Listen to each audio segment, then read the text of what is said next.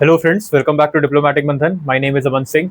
सो friends, हम लोग ने लास्ट लेक्चर में पॉलिटी के क्या किया था। हम लोग ने आर्टिकल 23 तक आई गेस कंप्लीट कर लिया था, राइट। सो आज के लेक्चर में now I will be coming back and will be starting with article 21। Article 21 के लिए मैंने स्पेशली आप लोग से बोला था कि आई विल टेक थोड़ा सा टाइम, इस वजह से भी आई am not starting that in the middle of a lecture. मैं बीच में लेक्चर के इसीलिए स्टार्ट नहीं कर रहा था, but now now onwards we'll be starting with article 21 and further we'll be taking more about 2 to 3 lecture to complete this particular fundamental rights का concept। 2 से 3 लेक्चर में आपका फंडामेंटल राइट का जो कॉन्सेप्ट है वो पूरी तरीके से कंप्लीट हो जाएगा, right. Excluding this lecture, definitely excluding this lecture, one lecture plus और minus it will be taking. So article 21।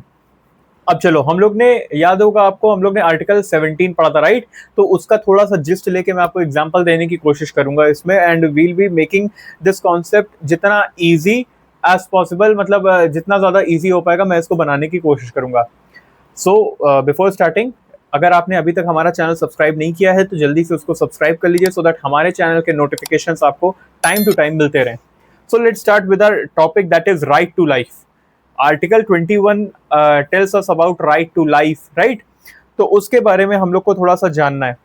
अब आप ऐसे सोचो, मैं अभी यहाँ पे मैंने क्यों आर्टिकल 17 का एक बात बोला। आप ऐसे याद करो, जब हम लोग ने आर्टिकल 17 पढ़ा था, आर्टिकल 17 जब हम लोग ने पढ़ा था तो उसमें क्या होता है, what it talks about, it talks about untouchability। भाई अनटचेबिलिटी के ऊपर ये बात करता है, राइट। अब ये देखो, ऐसे समझिए, इसने क्या बोला अनटचेबिलिटी के ऊपर, इन द सेंस कहीं ना कहीं ये किस चीज के ऊपर बात कर रहा है। It is talking about equality of status, equality of status, right.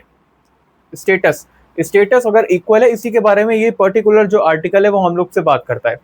लेकिन आप एक चीज बताओ मुझे, इज अनटचेबिलिटी, मेरा क्वेश्चन भी है ये आप लोग से, इसको सोच के बताना। अब आप लोग ने फंडामेंटल राइट्स को काफी ज्यादा हद तक कर लिया है, तो I am asking you, is untouchability only about status, equality of status? क्या is it only about status? Question is fundamental rights only about status? Is it only about status? क्या ये फंडामेंटल राइट सिर्फ और सिर्फ एक status पे ही based कर रहा है, जैसा कि इस आर्टिकल में हम लोग ने पढ़ा था। हम लोग ने यही पढ़ा था ना कि article 17 is based upon equality of status, untouchability, right. मतलब आप एक को तो कह रहे हो कि ही इज अनटचेबल या ही और शी इज अनटचेबल। एक आदमी है, एक औरत है जिसको आप कह रहे हो कि इसको आप नहीं टच कर सकते हो, दिस गाय और दिस गर्ल इज अनटचेबल, और दूसरे को आप गले लगा रहे हो, है ना। तो आई एम आस्किंग यू कि ये जो डिस्क्रिमिनेशन है, ये डिस्क्रिमिनेशन है, ये सिर्फ और सिर्फ डिस्क्रिमिनेशन है, और this is about status only. Sir, this is not only a discrimination, it is not only a discrimination, it is not only discrimination but also denial of equality. It is what? Denial of equality। कहीं ना कहीं ये equality से भी आप उसको मना कर रहे हो। एक को आप क्या कह रहे हो, एक को कह रहे हो कि नहीं नहीं नहीं, I will not touch you, and दूसरे को आप कह रहे हो कि I will hug you. Why? It is not only a discrimination, it's actually a denial of equality, right. It's actually a denial of equality. यहाँ पे स्टेटस की तो बात ही नहीं हो रही। अब इससे क्या होगा, डिनायल ऑफ इक्वालिटी से होगा क्या? डिनायल ऑफ इक्वालिटी से क्या होगा, स्टेटस जो होगा वो नीचे ही जाता रहेगा, वो नीचे ही जाता रहेगा, राइट। वो नीचे ही जाता रहेगा और ये कभी ऊपर आ ही नहीं पाएगा। It will go down and down and down, right? Status will always go down because you are not discriminating, you are actually denying them equality। सिर्फ डिस्क्रिमिनेशन होता तो शायद एक बार कोई इनके पास चांसेस थे ऊपर उठने के, लेकिन you are denying them equality only, right? So this is a thing, ये चीज हम लोग ने समझी। अब status is one of a aspect of what? It is one of a aspect of your dignified life। Status जो होता है, मैं क्यों बार बार स्टेटस की बात कर रहा हूँ, क्योंकि कहीं ना कहीं ये एक डिग्निफाइड लाइफ का एक बहुत ही इंटीग्रल पार्ट है, right. It is a very integral part of dignified life, है ना। तो उसके बारे में वी आर डिस्कसिंग एवरीथिंग, कि ये जो है, ये जो स्टेटस है, status is what? Status is part of dignified life. Dignified life. और अब आपने जब इसको डिनायल किया, इसको आपने इक्वालिटी से डिनायल किया, तो क्या हुआ, इसका स्टेटस नीचे गया। और स्टेटस नीचे जाने की वजह से क्या होता है, स्टेटस नीचे जाने की वजह से इसकी डिग्निफाइड जो लाइफ है वो भी नीचे जा रही है। सो कहीं ना कहीं आपको ये देखने के लिए नहीं मिल रहा है कि जो अनटचेबिलिटी था, जो हम लोग ने यहाँ पे पढ़ा untouchability, this is what, this is against dignified life. Don't go in my on my spellings, मेरा मुद्दा सिर्फ और सिर्फ आपको एक्सप्लेन करना है, ठीक है, तो उस पर स्पेलिंग वगैरह पे मत जाना। सो कहीं ना कहीं अगर status is aspect of dignified life, so कहीं ना कहीं untouchability is what, untouchability is against your dignified life. इस वजह से ही तो उस पर बैन लगा है, इसीलिए तो आर्टिकल 17 जो है वो आता है प्ले में, राइट। तो ये चीजें अब हम लोग ने समझ ली भाई, क्योंकि बहुत ज्यादा देखो ना, आप स्टेटस की बात कर रहे हो, स्टेटस तो एक बहुत छोटा सा मुद्दा है सर, बहुत छोटा सा मुद्दा है।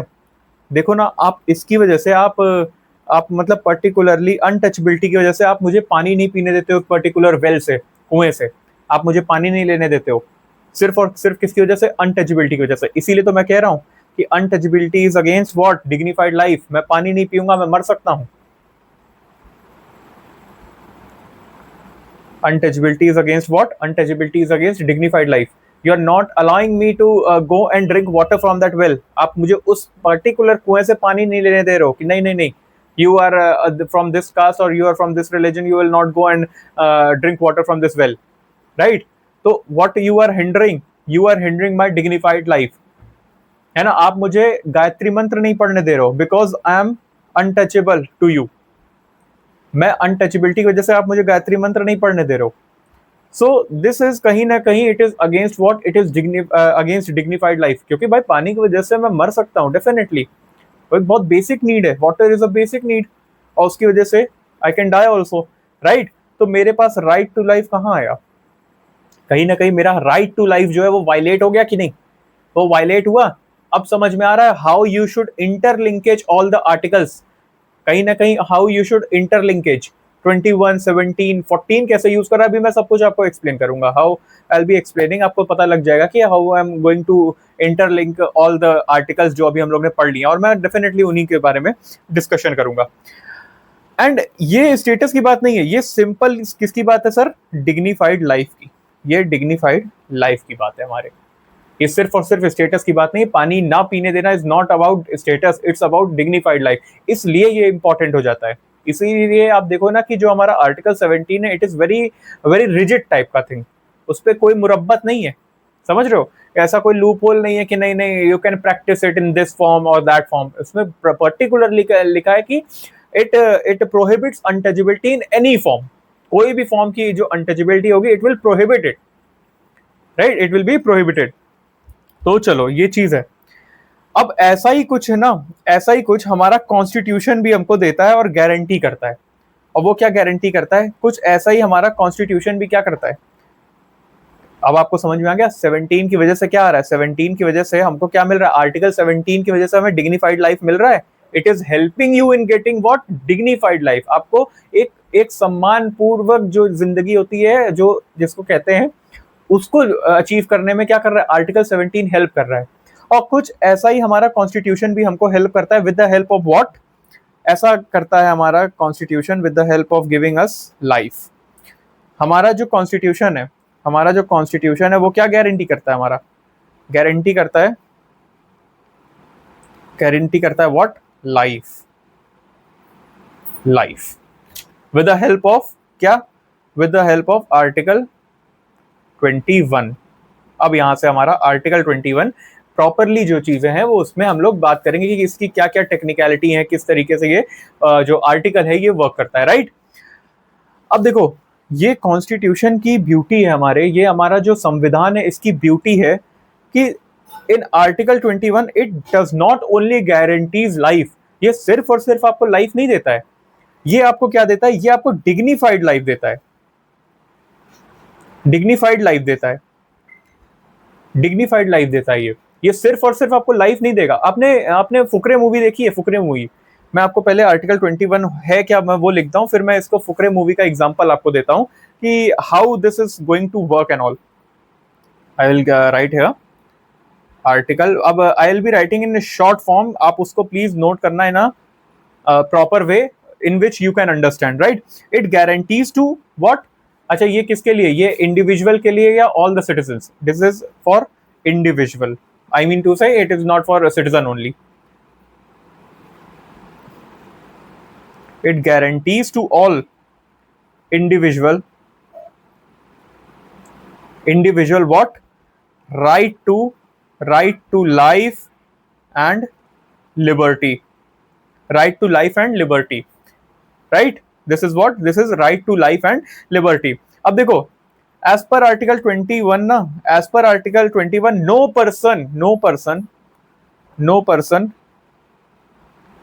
person can be deprived of his life or liberty except for procedure established by law। No person can be deprived of his what, of his life and liberty except for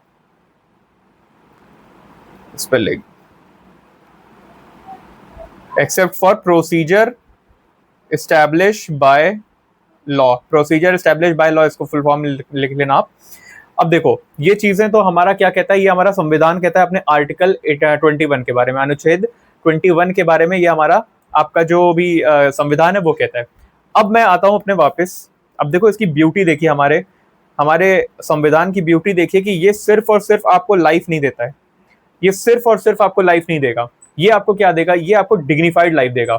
ये बहुत ही अच्छी एक beauty भी है हमारे constitution की। कैसे, अगर आपने देखा होगा, आपने फुकरे मूवी अगर देखी होगी तो उसमें देयर वाज अ कैरेक्टर जो सरदार जी, उसका मुझे याद नहीं है नाम क्या है, but there was a character और उनके फादर का नाम आई गेस मुझे याद है लाली, इट वाज शायद लाली जितना आई रिमेम्बर। तो उन जो पाजी थे उनकी क्या थी, उनकी शॉप थी ना, छोले भटूरे एंड ऑल जो प्रॉपर होते हैं खाने वाली चीजों की, उनकी शॉप थी। तो there was a guy who was drunk and he was taking cylinder जो एलपीजी सिलेंडर होते हैं उसको लेके जाने लगा उनकी शॉप से लेके। तो वो आते हैं, सरदार जी पूछते हैं कि ये क्या कर रहा है भाई, क्यों लेके जा रहा है। तो जो पर्टिकुलर पर्सन था जो लेके जा रहा था सिलेंडर, वो क्या कहता है कि आप मुझे छोले भटूरे खिला दो तो मैं ये सिलेंडर वापस लगा देता हूँ, दे देता हूँ वापस। तो फिर मतलब ज्यादा टाइम वेस्ट ना करते हुए पाजी ने कहा कि हाँ ठीक है, इसको छोले भटूरे दे दे। अपने जो वर्कर था, को वर्कर, उससे कहा कि इसको छोले भटूरे दे दे। अब वो जो छोले भटूरे देता है वो कैसे देता है ना, कि वो जाता है उनके हाथ में, ऐसे मतलब ऐसे हाथ में ही भटूरे रखता है, उसके ऊपर छोले डाल देता है। तो फिर जो पर्टिकुलर पर्सन था वो कहता है कि ऐसे दे रहा है, मतलब ऐसे कोई खा सकता है, और जाहिर सी बात है कोई नहीं खा सकता डेफिनेटली।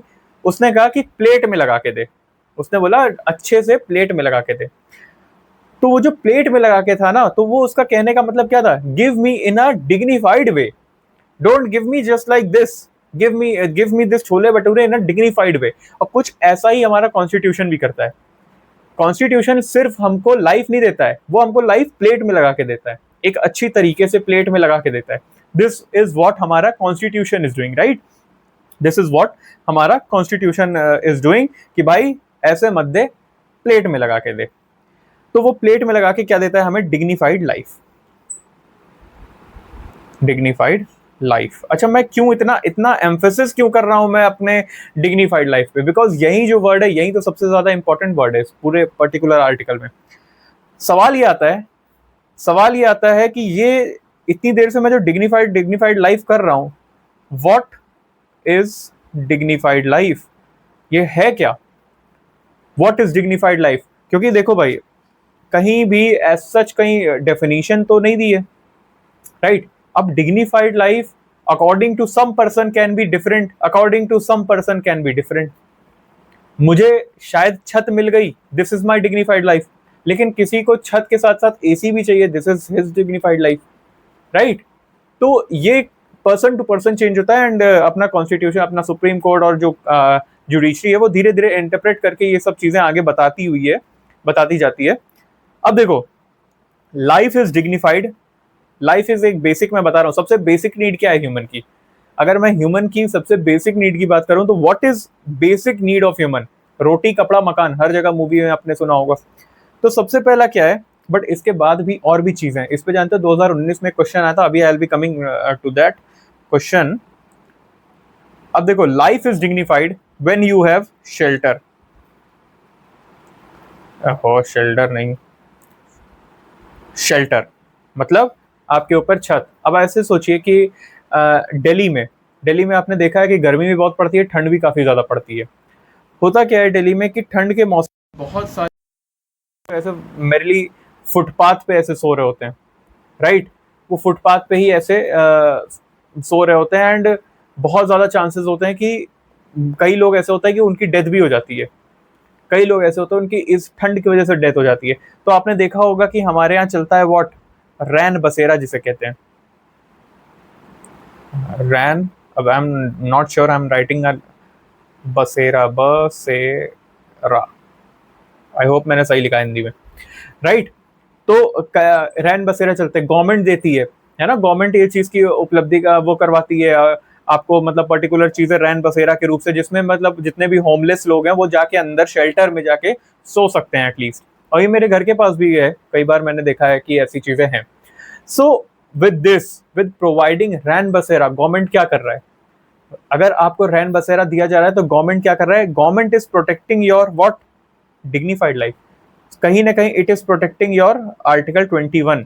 आर्टिकल 21 आपका वायलेट नहीं हो रहा है। क्यों? क्योंकि at least government is trying giving you what, rain basera, a shelter. Dignified life is dignified, a life is a dignified life when you have privacy. आज ही का केस है, टुडे, आज की डेट में मैं वीडियो बना रहा हूं, आज का ही केस है। There has been a thing जिसमें गोरखपुर में, आई गेस यूपी के गोरखपुर में, देयर हैज बीन अ मतलब वीडियो काफी ज्यादा वायरल हुई है जहाँ पे लेडी पुलिस ऑफिसर जो कांस्टेबल्स की आई गेस निकलती हैं, जहाँ पे ट्रेनिंग होती है, वहां पे they are saying that particular ladies जो है वो लोग कह रही हैं कि we don't have place to take bath also, यहाँ पे नहाने की भी जगह नहीं है, तो हम लोग को बुलाया क्यों? मतलब again and again they are saying, मैंने भी किसी एक न्यूज एजेंसी के पर्टिकुलर चैनल पे ही देखा ये चीज। तो अब ये क्या है? This is what, this is violation of privacy. You are not even having a place to take bath. तो दिस इज व्हाट, अगर आपके पास ये जगह नहीं है तो your life is not dignified, this is violation of what, article 21। समझ गए? So life is dignified when you have what, when you have privacy. अभी की बात है ये, मैं आज ही की आपको एग्जांपल मैंने दिया, दिस इज अ गवर्नमेंट का थिंग। यूपी में गोरखपुर की बात हो रही है, यहाँ पे यूपी के गोरखपुर में आई गेस पीएससी की बात है ये। वहां पे जो विमेन्स हैं, विमेन रिक्रूट्स हैं, उनको बुलाया गया टू गिव ट्रेनिंग्स, लेकिन वहां पे प्रॉपर जगह ही नहीं है। They don't have a place to take bath, they don't have place to eat. अभी कानपुर का भी कुछ आया था जहाँ पे वो कुछ ट्रेनी ऑफिसर, ट्रेनीज थे, वो लोग नाले के बगल में बैठ के खाना खा रहे थे, they were not having place to eat. तो इस पे मतलब प्रतिक्रिया भी आई थी वहां से, जो प्रशासन था उन्होंने भी ये बोला कि ऐसा था कि जो ट्रेनी थे उन्होंने खाना लिया और जहां उनको सुविधा अनुसार थी वो बैठ गए, जगह थी। बट मैं एक बात कह रहा हूँ, आई एम टेलिंग यू कि दीज आर ऑल्सो थिंग, अगर ऐसा नहीं है तो this is what, this is your violation of privacy in the case of Gorakhpur, मैंने जैसा बताया। अब उस पर आगे जो भी होगा, आई will B updating. So this is what the thing, life is dignified when you have what, reputation. Reputation, अब रेप्यूटेशन भी तो होनी चाहिए। Let's say, someone personal talks हो गई, let's say someone is having a intimate talk with his और हर member और something like, है ना। तो अगर वो चीज कहीं ना कहीं क्या हो जाता है, वो चीज कहीं ना कहीं लीक कर देते हो आप, तो this is what, this is not a dignified life, और कहीं ना कहीं it is what, violation of privacy also, right. So this is a dignified life का एग्जाम्पल जैसे धीरे धीरे बढ़ता है। Sir, dignified life also contains you have right to marry also, you have right to marry. ये 2019 या 20 में, अगर आप पीवाईक्यू देखो 2019 में और 2020 में, 2019 या 2020 में से किसी एक ईयर ये क्वेश्चन आया है, is right to marry your fundamental right और not?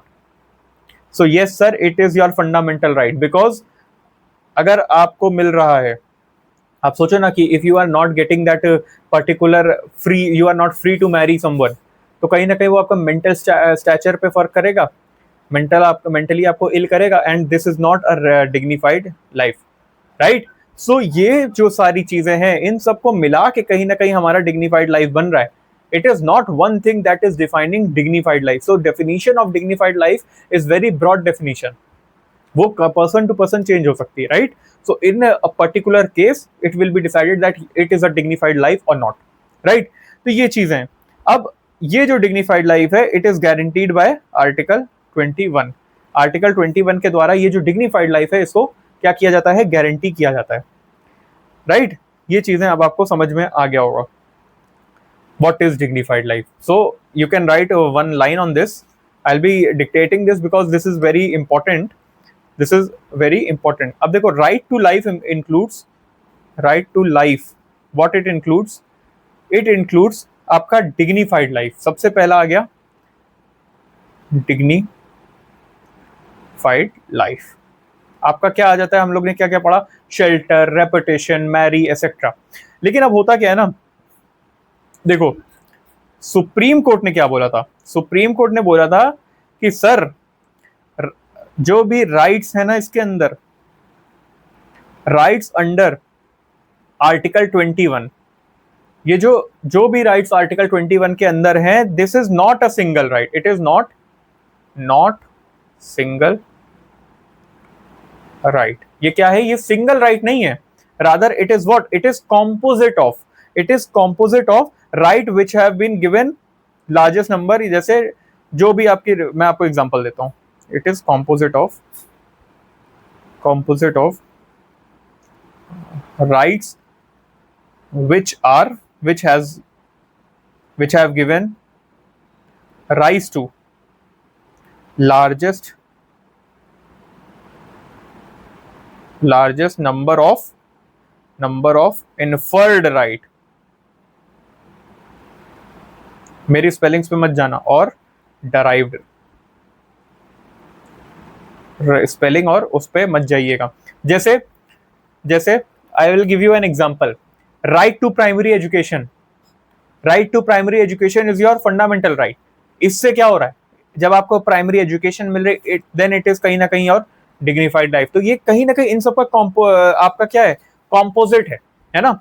Right to privacy, right to clean environment, अगर आपको मान लीजिए राइट टू क्लीन एनवायरमेंट, आपके घर के बगल में कोई फैक्ट्री है, कोई घर के बगल में फैक्ट्री है और वो बहुत ज्यादा पोल्यूशन क्रिएट कर रही है, बहुत ज्यादा पोल्यूशन क्रिएट कर रही है, it is hindering what, it is hindering you your what, right to life. भाई आप खुल के सांस भी नहीं ले पा रहे हो, है ना।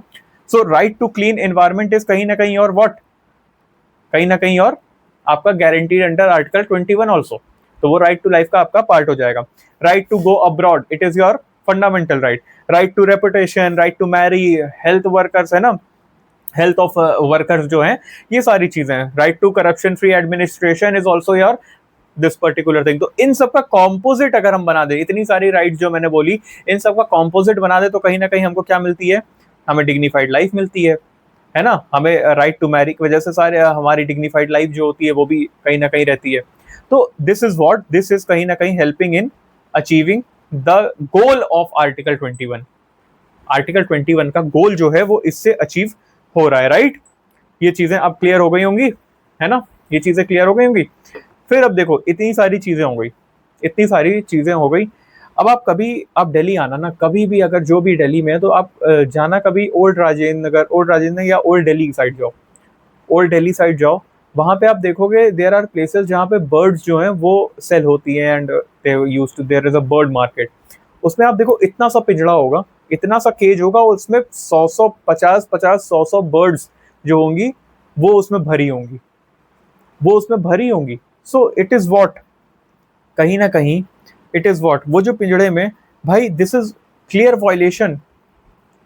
Violation of what, right to life and liberty. तो अब आप कहोगे कि सर वो तो बर्ड्स है ना, उनसे हमसे क्या मतलब, हम इंसान है, constitution is for us only. तो सर इस पे जानते हो, इस पे हाई कोर्ट ने बोला भी है, इस पे हाई कोर्ट ने बोला है कि राइट टू लाइफ, भाई उनका भी तो मन है उड़ने का। तो हाई कोर्ट ने, दिल्ली हाई कोर्ट, अब ये सब मैं थोड़ा एक्स्ट्रा बता देता हूँ ना, सो दैट आपके आंसर राइटिंग में इजी हो जाए। दिल्ली हाई कोर्ट ने, जानते हो इस पे क्या बोला है, दिल्ली हाई कोर्ट ने बोला है कि right to life is not only for humans, it is also available to आपके animals also, animals also, it is also available to animals also. तो ये चीज पर्टिकुलर दिल्ली हाई कोर्ट ने बोली कि it is not only for, किसके लिए, it is not only for humans, ये सिर्फ और सिर्फ ह्यूमन के लिए नहीं है, ये आपके किसके लिए है, ये आपके बर्ड्स के लिए भी है, या आपके एनिमल्स के लिए भी है। You can not do this, लेकिन कोई बोलता नहीं है। द थिंग इज दिस, अब आज की डेट में भी देखो, वो अलग बात है कि लोग क्रियलिटी से अभी भी गला काट देते हैं जानवरों का to eat them. This is very much wrong I guess, but इस पे देखो ना, वही ना कि बहुत सारे इलीगल बुचर हाउस भी बने हुए थे और अभी तो बंद भी हो रहे हैं। तो this particular right to life is not only to humans, it is for आपके एनिमल्स ऑल्सो। ये किसने बोला था? दिल्ली हाई कोर्ट ने, right. This was said by Delhi high court. चलो, इतना अब आपको क्लियर हो गया होगा। आपको आर्टिकल 21 का, अरे सॉरी, हाँ, आर्टिकल 21 का एक जिस्ट समझ में आ गया होगा, what it this right gives you.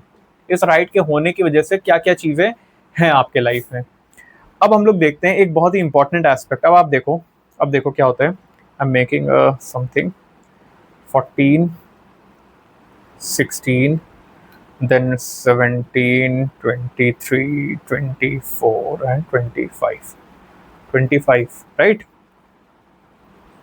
अब देखो, ऐसे समझो आप, this is your articles. I know I have, मैंने ये पढ़ा दिया, ये पढ़ा दिया, ये पढ़ा दिया, ये पढ़ा दिया। 24 पढ़ाया, 24 पढ़ाया मैंने, आई डोंट नो, अभी I don't remember, I guess नहीं पढ़ाया मैंने।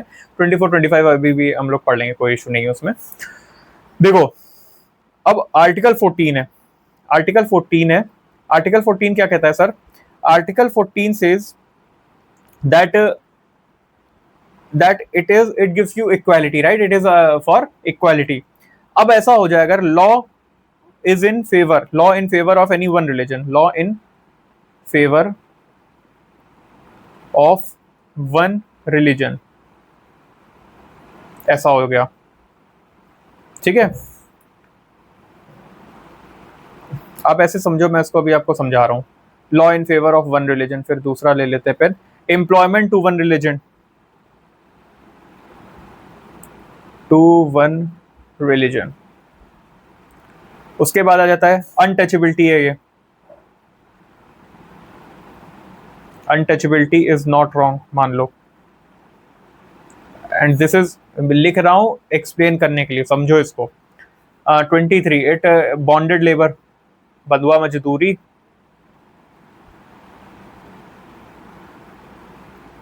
Bonded labour is not wrong, या बच्चों को कराओ, बच्चों से कराओ, इट इज नॉट रॉन्ग। इसमें है आपका कि मान लीजिए कि 6 साल के बच्चे जो हैं वो फैक्ट्री में वर्क करें, फैक्ट्री वर्क, इसको हटा दो अभी, इतने में समझ लोगे, इतने में समझ लोगे, इस वजह से उसको हटा दिया है। अब देखो आप, अगर ऐसा हो जाए कि law is favouring only one religion, है ना, तो उसके लिए कौन सा आर्टिकल आता है कि ऐसा ना हो? इससे, इसको रोकने के लिए कौन सा आर्टिकल है? आर्टिकल 14, है ना, right.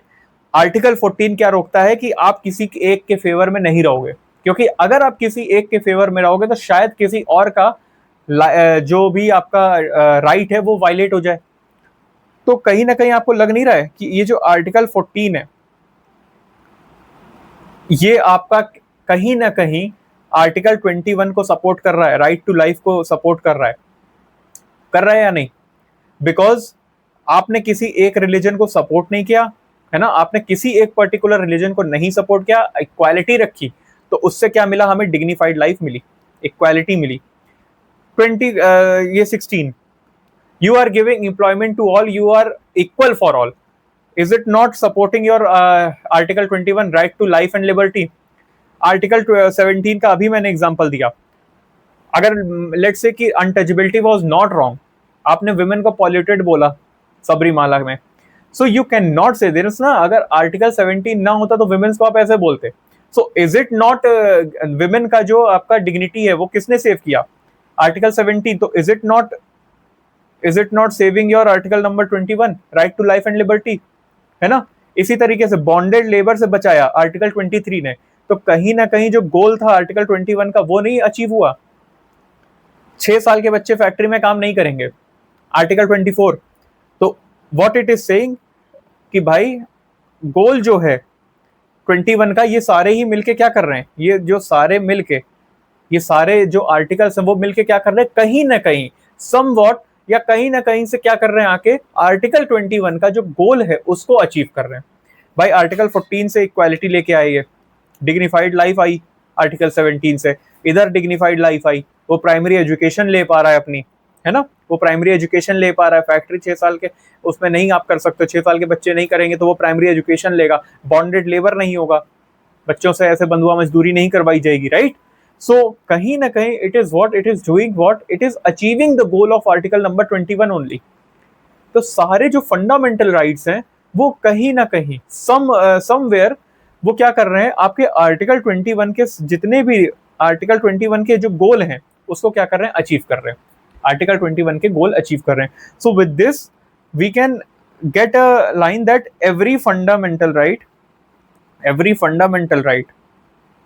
every fundamental right somehow or the other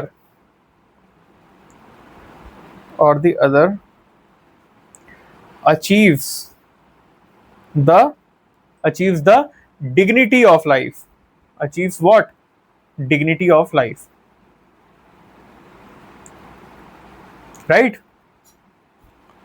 dignity of life कहीं ना कहीं अचीव कर रहा है ये, मतलब सारे फंडामेंटल राइट्स को आप देख लो तो वो कहीं ना कहीं क्या अचीव करेगा, आपके डिग्निटी ऑफ लाइफ को अचीव करेगा। And dignity of life is a goal of what, article number 21। इसीलिए हम क्या कहते हैं ना, इसीलिए फंडामेंटल राइट का पर्पज ही यही है कि वो क्या करे, वो आपकी डिग्निटी ऑफ लाइफ को क्या कर दे, अचीव करे। फंडामेंटल राइट का और कोई पर्पज ही नहीं है। फंडामेंटल राइट का पर्पज क्या है, फंडामेंटल राइट का पर्पज ही यही है कि वो आपकी डिग्निटी ऑफ लाइफ को अचीव करे, राइट। समझ गए ये चीज, अगर ये चीज समझ गए हो, इसीलिए तो हम लोग क्या बुलाते हैं आर्टिकल 21 को, इसीलिए हम लोग क्या बुलाते हैं, आर्टिकल 21 को हम लोग इसीलिए बोलते हैं फंडामेंटल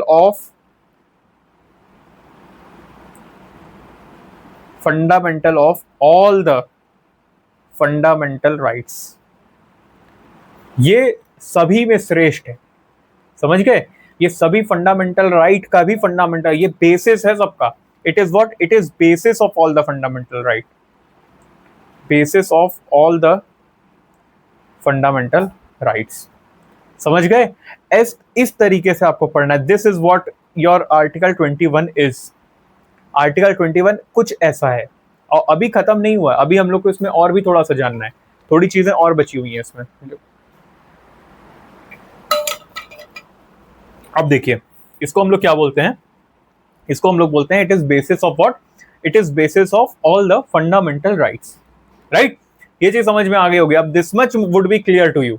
मैंने इसीलिए कहा था यार कि आई विल टेक थोड़ा सा time in this particular article, because ये ऐसा आर्टिकल है ना कि ये कंफ्यूजिंग भी बहुत है। It is very easy also अगर समझ में आ गया, and it is confusing also अगर इतना सा मिस कर दियो। So this was all about कि आपका आर्टिकल 21। अभी इसमें एक कैच है, मैंने क्या लिखाया था आपको आर्टिकल 21 के बारे में ऊपर, मैंने आर्टिकल 21 के बारे में ऊपर आपको लिखाया था except for procedure establish by law. ये अब इसके बारे में समझते हैं ये क्या चीज है, कुछ केसेस भी हुए थे उसके बारे में भी पढ़ेंगे। होता क्या है, अब देखो ये जो प्रोसीजर एस्टैब्लिश बाय लॉ है,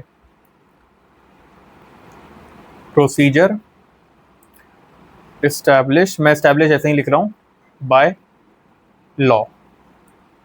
अगर इसको इंग्लिश मतलब इंग्लिश वाइज ऐसे पढ़ोगे तब तो समझ में आ गया कि हाँ जो भी लॉ मैंने प्रोसीजर एस्टैब्लिश किए उसके तहत।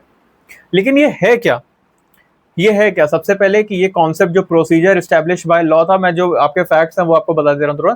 ये कहाँ से लिया गया था, ये सर इंग्लैंड से लिया गया था, यूके, इंग्लैंड से हम लोग ने इसको उठाया इन द सेंस, देखा था इससे हम लोग इंग्लैंड से इंस्पायर होके इसको हमने लिया था। अब देखो ये प्रोसीजर एस्टैब्लिश बाय लॉ है क्या, what is this procedure establish by law. ये जो है procedure establish by law, what is this. आपको एक इंसिडेंट बताता हूँ। पहले का है, there was a particular law जिसे हम लोग कहेंगे, और let me remember, it was section 66A of IT act 2000। ये एक लॉ था।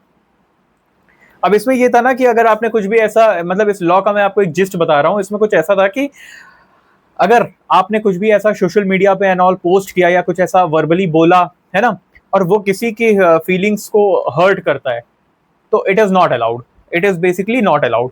अब होता क्या है, समझो इस चीज के तहत होता क्या है कि व्हेन बाला साहब ठाकरे डाइड, जब बाला साहब ठाकरे जो थे वो महाराष्ट्र के थे, वो जब उनकी डेथ हुई तो भाई जाहिर सी बात है बहुत गमगीन माहौल था। होता क्या है कि ये महाराष्ट्र के बहुत बड़े फिगर थे, बहुत बड़े फिगर, और लिटरली बहुत बड़े फिगर थे ये।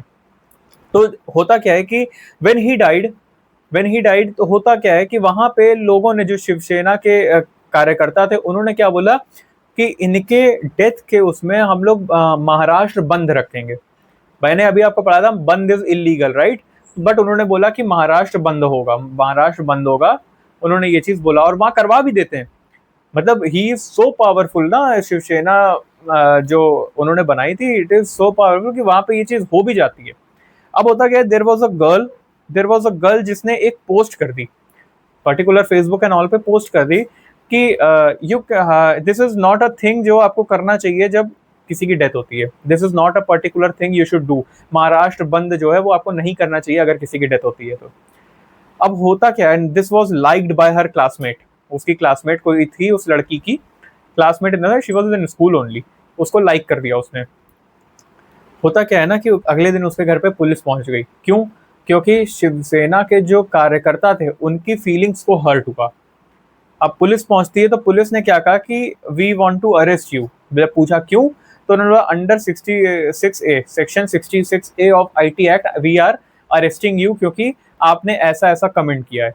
अब देखो यार, बात भी सही है ना, बहुत ज्यादा गलत तो नहीं बोला था, क्योंकि बंद करना इज नॉट, ऐसे वर्कर्स होंगे जो डेली वेज के होंगे, they must be a daily veg worker, है ना। वो डेली वेज वर्कर होंगे, उनके लिए 10-10 रुपए, 20-20 रुपए उस टाइम पे काफी ज्यादा मैटर करते होंगे।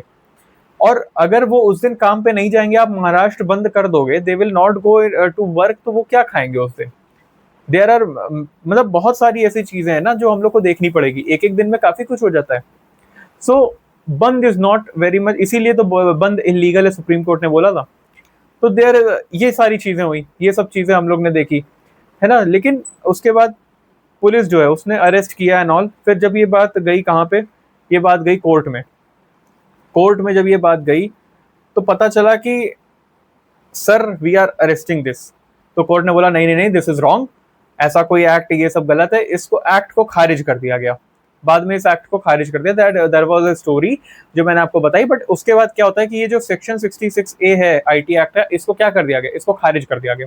ये लॉ अब नहीं है, this is no more a law. लेकिन आप यूपी में देखो जाके, बहुत सारे केसेस में ऐसा पता लगा है कि सेक्शन 66A के तहत ही लोग पर्टिकुलरली अरेस्ट कर ले रहे हैं।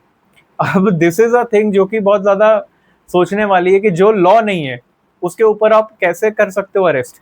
और यहीं पे खेल आता है किसका, प्रोसीजर स्टैब्लिश बाय लॉ का। इसी में आता है हमारा प्रोसीजर स्टैब्लिश बाय लॉ। अब आप समझो इसको, आप ऐसे समझो, आई will be giving you like this, मैं आपको थोड़ा सा डिफरेंस समझा के करूंगा।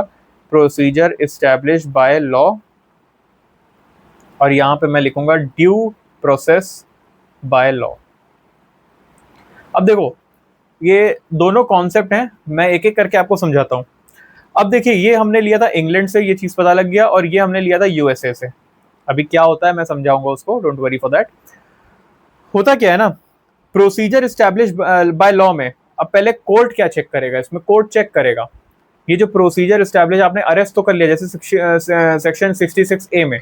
अरे भाई, अब आप कैसे अरेस्ट कर रहे हो, कोर्ट बोलेगा ना कि कैसे अरेस्ट कर रहे हो जब ये 66A है ही नहीं लॉ, तो यहाँ पे तो गलत हो गया ना, है ना। लेकिन आप अरेस्ट कर लिएगा आप फालतू में।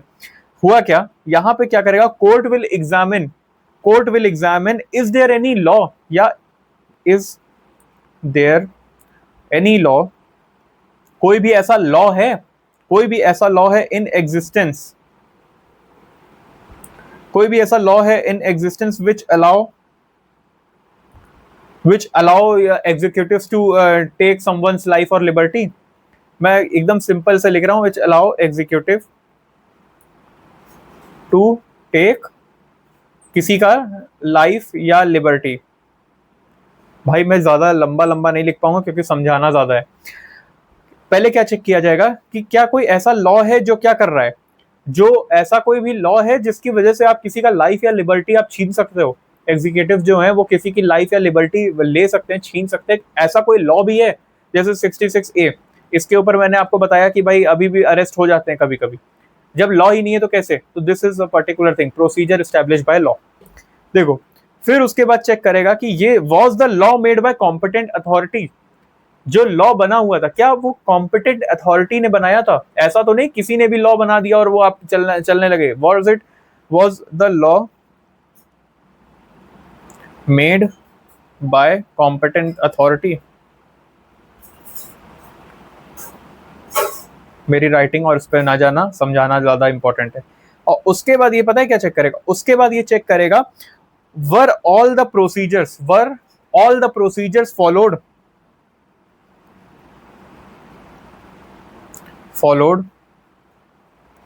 Followed correctly while making law. पहली बात कि क्या कोई ऐसा लॉ है, फिर वो लॉ क्या किसी एक कॉम्पिटेंट अथॉरिटी ने बनाया? जैसे चीजें होती हैं, लॉ मेकर्स जैसे होते हैं, क्या उन्होंने ये लॉ बनाया? अच्छा ठीक है, अगर ये दोनों चीजें पास हो गई हैं तो क्या सारे प्रोसीजर जो लॉ बनाते टाइम ध्यान रखे जाते हैं, क्या उसका फॉलोइंग हुआ है? क्या वो फॉलो किया गया है? सब चीजें अच्छी तरीके से फॉलो हुई हैं? अगर हैं तो this will be known as what? Procedure established by law. अगर ये तीनों चीजें हैं तो हम लोग क्या बोलेंगे कि प्रोसीजर एस्टैब्लिश्ड बाय लॉ है ये, राइट? ये चीजें हम लोग ने समझ ली। लेकिन अब आप देखो, ये जो चीज है ना प्रोसीजर एस्टैब्लिश्ड बाय लॉ, अब मैं होप कर रहा हूं कि इतना आपको समझ में आ गया। मैं इसको नीचे करूंगा फिर मैं उधर आऊंगा। अब आप ऐसे समझो कि ये जो चीजें हैं कि भाई कोई लॉ है, फिर क्या कॉम्पिटेंट अथॉरिटी ने बनाया था, और क्या सारे प्रोसीजर फॉलो किए थे करेक्टली, ये सब चीजें जो है ये कहीं ना कहीं एक असम्पशन देता है ना। अब इसका प्रोसीजर एस्टैब्लिश्ड बाय लॉ का एक असम्पशन है, वो क्या है कि लॉ इज ऑलवेज राइट। कहने का सिंपल मीनिंग ये है कि सेक्शन 66A उस टाइम पे था, लेकिन फिर उस बच्ची ने गलत कहाँ कहा था कुछ, राइट? ये भी तो कहीं ना कहीं देखना चाहिए था कि क्या वो लॉ सही जगह यूज हो रहा है, ये भी तो इंपॉर्टेंट था, लेकिन ये नहीं हुआ यहाँ पे। तो प्रोसीजर एस्टैब्लिश बाय लॉ का एक एजम्पशन है, ये कहीं ना कहीं हमें बताता है कि लॉ जो है वो हमेशा सही है, लॉ इज ऑलवेज राइट। जो लॉ में लिखा है उसको हम लोग इंप्लीमेंट कर दें, बस दैट्स इट। ये चीज हो गई हमारी, राइट? ये चीज हमारी हो गई। ये बोलता है law is always right, law makers are always right, law makers are always right, law is always right, law makers are always right, law is never abusive। ये कहता है कि जो लॉ बना हुआ है वो अब्यूजिव नहीं है, फिर वो चाहे जैसा लॉ हो वो अब्यूजिव नहीं है। लेकिन क्या व्हाट इफ कि law itself is a abusive thing, जैसे सेक्शन 66A, तभी तो खारिज हो गया। अगर ऐसा है तो फिर कहीं ना कहीं देखो ना, ये चीज चेक नहीं करता आपका प्रोसीजर एस्टैब्लिश्ड बाय लॉ जो है, वो ये नहीं चेक करता है कि लॉ खुद तो अब्यूजिव नहीं है, क्या वो खुद ही तो खराब नहीं बन गया है लॉ? क्योंकि एक बार लॉ बन गया है तब तो प्रोसीजर एस्टैब्लिश्ड बाय लॉ के तहत अगर कोई लॉ बन चुका है, कोई कानून बन चुका है, तो वो क्या है? वो सही ही है, इट इज ऑलवेज राइट। फिर वो कुछ भी हो जाए, इट इज राइट। ठीक है, हमें ये क्या चेक करना है? हमें ये चेक करना है कि ये जो लॉ है क्या ये सच में सही है। लेकिन ये चीज जो है वो प्रोसीजर एस्टैब्लिश्ड बाय लॉ जो है वो नहीं चेक करता। अब यहाँ पे पिक्चर में आता है क्या? हमारा ड्यू प्रोसेस बाय लॉ। हमारा क्या आता है पिक्चर में? Due process of law. ये क्या है ना, ये कहीं ना कहीं कॉन्ट्रास्ट है, contrast to procedure establish by law. इसका क्या है? कॉन्ट्रास्ट। कैसे? इसमें इट विल चेक, पहली बात तो इसमें क्या चेक करेगा?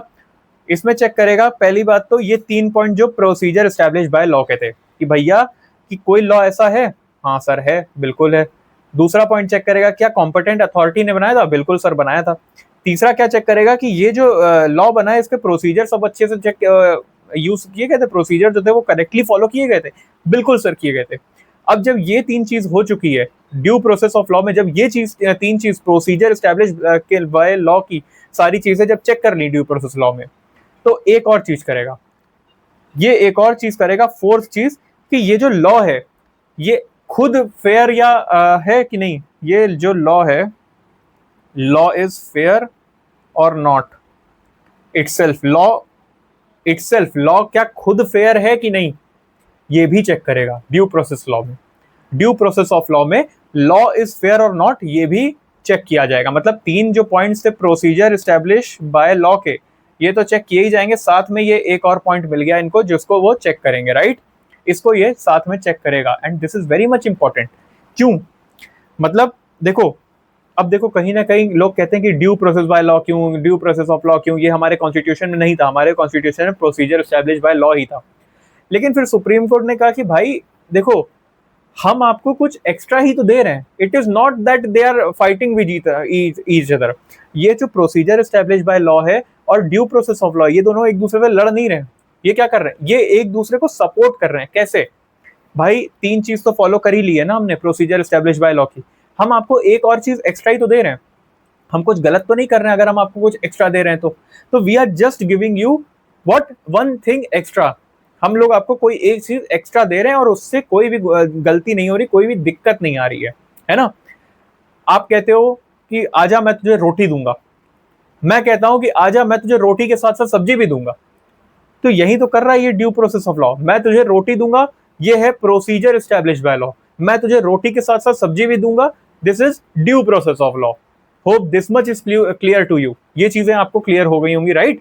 ये चीजें जो थी ये आपको क्लियर हो गई होंगी। और पहले हमारे पास ऐसा नहीं था, पहले हमारे पास सिर्फ और सिर्फ क्या था, पहले हमारे पास सिर्फ अपना प्रोसीजर एस्टेब्लिश बाय लॉ था, प्रोसीजर एस्टेब्लिश बाय लॉ ही था पहले हमारे पास। हमारे पास ड्यू प्रोसेस ऑफ लॉ जो है ये हमारे पास आया है मेनका गांधी केस में। ये हमारे पास आया है, ये प्रोवाइड करता है क्या, ये हमारे मेनका गांधी केस जो हुआ था, ये मेनका गांधी एक केस हुआ था, मैं आपको बता देता हूं। ये आपके मेनका गांधी केस 1978 में, इसमें सुप्रीम कोर्ट ने बोला था, supreme court interpreted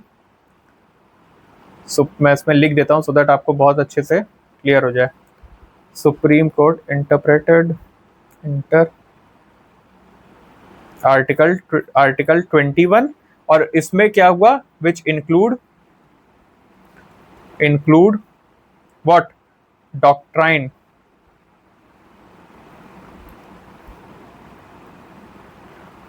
of what, doctrine of due process of law, right, due process of law by reading what, by reading incorporation of principle, भाई ये भी थोड़ा समझने वाला है, प्रिंसिपल ऑफ नेचुरल जस्टिस। अब ये नेचुरल जस्टिस का प्रिंसिपल क्या है भाई, ये भी एक क्वेश्चन बन जाता है, राइट। परेशान ना, अभी समझाऊंगा।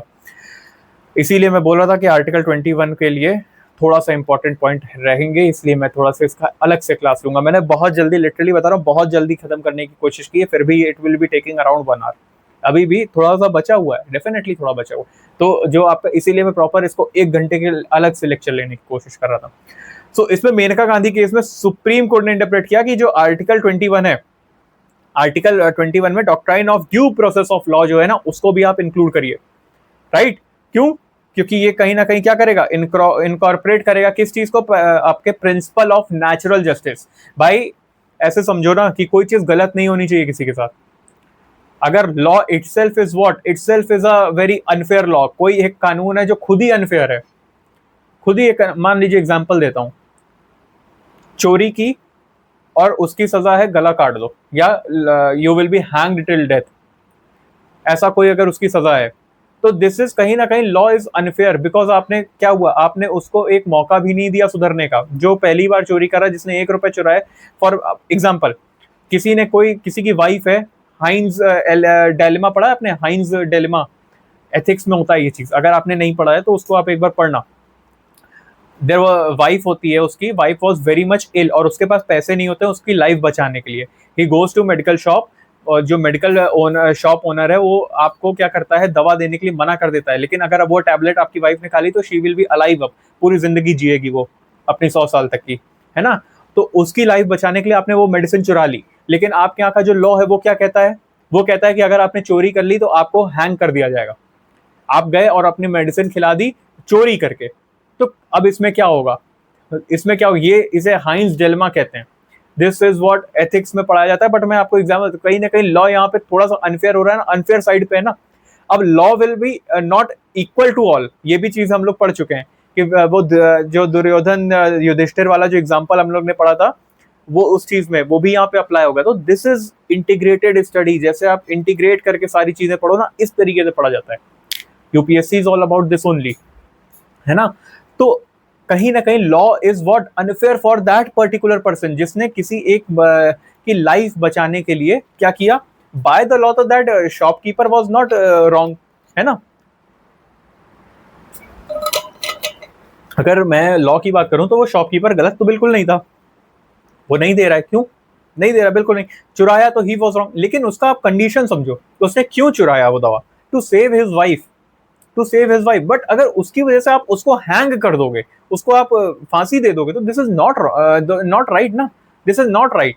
इसीलिए इसीलिए यहाँ पे जो हमारा, जो हम लोग कहते हैं ना कि यार constitution is a living constitution, we work according to situation, जो सिचुएशन होगी उस according we will be acting. चोरी गलत है, लेकिन अगर आपने बैंक लूटा है तो उसके लिए अलग सजा है, अगर आपने मेडिसिन चुराई है किसी एक पर्टिकुलर की जान बचाने के लिए एक टैबलेट, उसकी एक अलग सजा है, समझ गए, उसके लिए एक अलग चीज आएगी और इसके लिए कुछ अलग आएगा, राइट।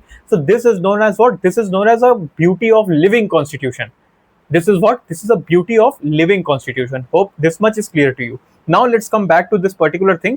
यहाँ पे क्या सुप्रीम कोर्ट ने बोला, मेनका गांधी केस 1978 में इन्होंने बोला कि sir due process of law को आप जरूर करिए, because by incorporating what, principal of natural justice.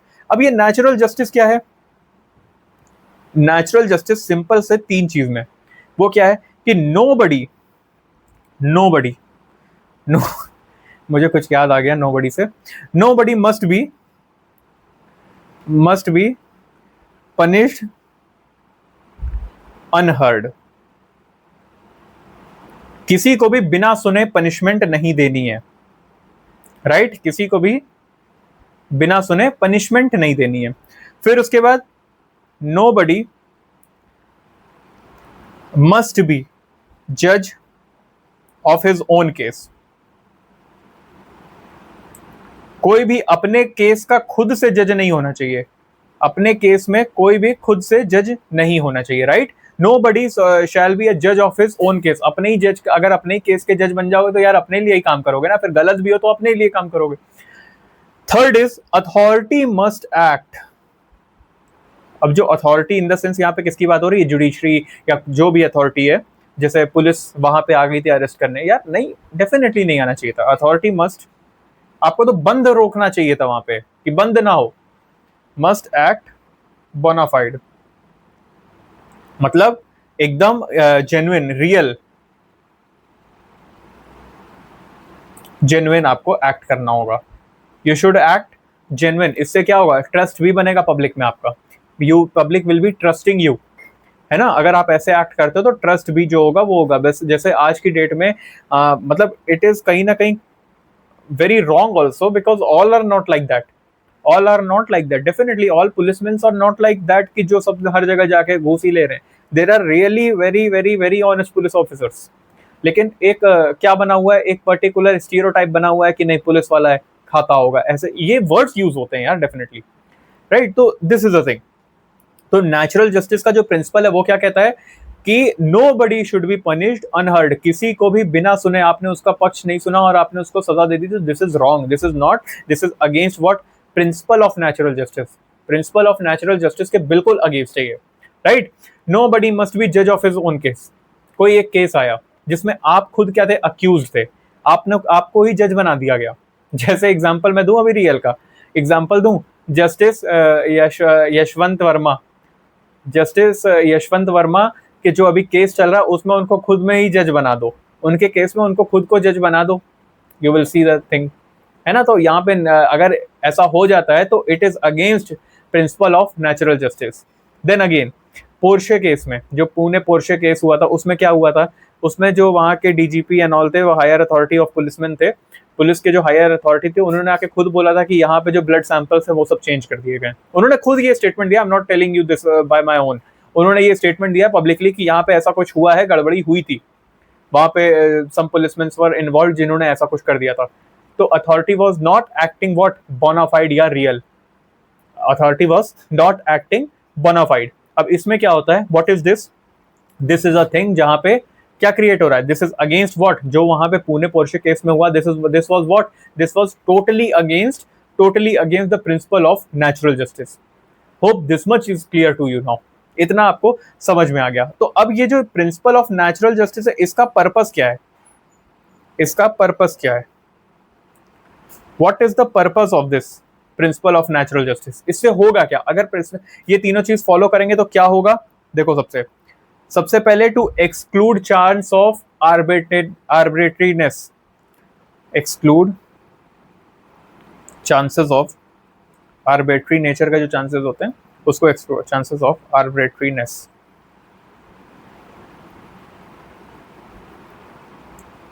और दूसरा क्या है, ह्यूमनाइजिंग डिसीजन मेकिंग प्रोसेस। मैंने अभी ह्यूमनाइजिंग का आपको एग्जांपल दिया था, डिसीजन मेकिंग प्रोसेस, समझ गए। देखो क्यों, because focus is on what, focus is on a fact that every action must be supported by a, humanize कैसे करोगे, justified reason, because focus is on every action is supported, must be supported by what, supported by your justified reasons, every action must be by कोई एक, जैसे मैंने आपको बताया था ना हाइंस डिलेमा, वहां पे उसका जो मेडिसिन चुराना to save his wife was थोड़ा सा सपोर्टिंग ना, कि यार ठीक है चुरा लिया उसने, कोई बात नहीं, आप एक मेडिसिन से आप गरीब भी नहीं हो जा रहे हो, लेकिन बैंक लूट लेना अलग चीज है ना वो चीज। तो यहाँ अगर लॉ की बात ह्यूमनाइजिंग ना होता है ना, आप ह्यूमन फीलिंग्स के साथ या ह्यूमन इंस्टिक्ट के साथ आप नहीं सोच रहे होते, तो लॉ दोनों के लिए बराबर होता, बैंक लूटने वाला और ये दवाई चुराने वाला, ये दोनों लोग इक्वल होते, लेकिन ऐसा नहीं है। तो इसीलिए जब आप क्या करते हो, जब आप नेचुरल जस्टिस के प्रिंसिपल को अप्लाई करते हो, तो हम क्या करते हैं, इसको हेल्प करता है किसमें, humanizing the decision making process. आप इंसानियत के साथ सोचिए, इंसानियत is very much important, right, ये चीजें हैं। अब सुप्रीम कोर्ट के according principle are these principle, जो नेचुरल जस्टिस का प्रिंसिपल है ना, ये सुप्रीम कोर्ट ने बोला है, मैं नहीं बोल रहा हूं। According to Supreme Court, the principles मतलब principles of natural justice is what, universal। अब universal का मीनिंग क्या होता है, मतलब it must be followed by all the authorities, to be therefore it will be followed by, it will be binding on all the authorities और all the authority. इसमें कौन कौन इंक्लूड होगा, इंक्लूडिंग व्हाट, इंक्लूडिंग जुडिशरी, आपका private individual हो गया, है ना, प्राइवेट इंडिविजुअल हो गया, एंड ऑल अदर ऑर्गेनाइजेशंस। तो क्या बोला सुप्रीम कोर्ट ने बोला कि ये जो प्रिंसिपल है नेचुरल जस्टिस का, this is universal, therefore it is binding upon, मतलब बाइंडिंग है प्रॉपर, आप इसको बिल्कुल वो नहीं कर सकते, this is binding upon all the authorities, जिसमें जुडिशरी भी इंक्लूडेड है, प्राइवेट इंडिविजुअल भी इंक्लूडेड है, ऑल सारी जितनी ऑर्गेनाइजेशन है ये सब इसमें इंक्लूडेड है, राइट, ये सारी चीजें इसमें इंक्लूडेड है। सो वी हैव कंप्लीटेड अपना क्या, ड्यू प्रोसेस लॉ और अपना principal of natural justice also. इसीलिए मैंने कहा था कि आर्टिकल 21 जब हम लोग पढ़ेंगे ना, right to life and liberty, it will take थोड़ा सा टाइम। अब सोचो जब मैं ऑफलाइन पढ़ा था तो I would be dictating you also, है ना, वो यहाँ पे I am not dictating because I know आपको समझाना is very much important, you will be writing your notes by yourself only, आप अपने हिसाब से ही अपने नोट्स लिखो। So this is all about this particular article 21, right to life and liberty. Hope इतना आपको प्रॉपरली अब समझ में आ गया होगा, प्रॉपरली ये चीजें जो है वो क्लियर हो गई होंगी। In next lecture we'll be starting with article 24, then further we'll be completing all the मतलब 24 then 20, उसके बाद जो भी चीजें हैं we'll be completing थोड़ा थोड़ा करके पूरा हम लोग इसको कंप्लीट कर लेंगे, राइट। अब ये एक हेक्टिक था, this is fundamental of all the fundamental rights, so उस वैसे ही इसको इंपॉर्टेंस भी देनी थी, राइट। सो अब I will be completing, I will be making this video to end now, I will be coming to end now.